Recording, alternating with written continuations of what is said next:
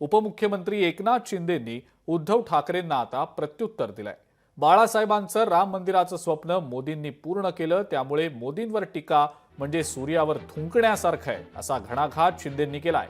तसंच आपलं कोणी ऐकत नसल्यामुळं, पक्षात कोणी थांबत नसल्यामुळंच नाशकात बाळासाहेबांचा नकली आवाज काढण्याचं पाप करणं हे दुर्दैवी आहे। स्वतःचं पाप झाकण्यासाठी बाळासाहेबांचा नकली आवाज काढण्याचा पोरकटपणा उबाठानं केलाय। नकली आवाज काढून बाळासाहेबांचे विचार कुणालाही हिरावता येणार नाहीत, असं प्रत्युत्तर उपमुख्यमंत्र्यांनी उद्धव ठाकरेंना दिलंय।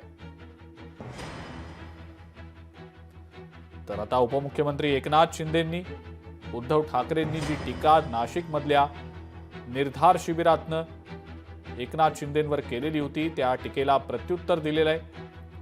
बाळासाहेबांचा नकली आवाज काढण्याचा पोरकटपणा आता केला जातोय, असा आरोप जो आहे तो यावेळेला एकनाथ शिंदेंनी उद्धव ठाकरेंवर केला। थुंकण्यासारखा प्रकार आहे। हिंदू हृदय सम्राट बाळासाहेबांचं स्वप्न काय होतं?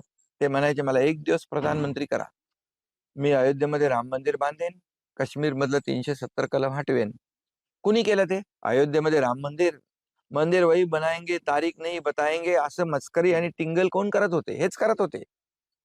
ते काम देशाचे प्रधानमंत्री नरेंद्र मोदीजींनी केलं आणि 370 कलम हटवण्याचं काम मोदीजींच्या मार्गदर्शनाखाली गृहमंत्री अमित शाह साहेबांनी केलं। उलट त्यांना धन्यवाद द्यायला पाहिजे। परंतु ही जी काय पोटदुखी आहे आणि बाळासाहेबांचे जे जे विचार, जी स्वप्न पूर्ण केले, त्यांना धन्यवाद द्यायचे ऐवजी, त्यांचे आभार मानायचे ऐवजी, त्यांच्यावर टीका टिप्पणी शिव्याशाप देण्याचं काम जे लोक करतायत, त्यांना जनता धडा शिकवेल। एआयच्या माध्यमातून बाळासाहेबांचा आवाजामध्ये, अरे बाळासाहेबांच्या आवाजात वेगवेगळ्या लोकांची नावं घ्यायला लावली तिथं। एवढं तरी पाप करू नका। स्वतःच्या ताकदीवर बाळासाहेबांनी शिवसेना उभी केली आणि तुम्ही लोक घालवली। राज ठाकरे, नारायण राणे, भुजबळ सगळे लोक घालवले। सगळे लाखो लोक जात आहेत, म्हणजे जे गेले ते सगळे वाईट आहेत का? आणि तुम्ही एकटे बरोबर आहे?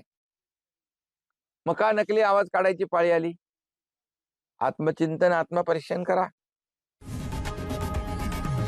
लोकशाही मराठी ऐका, पहा, जागरूक रहा।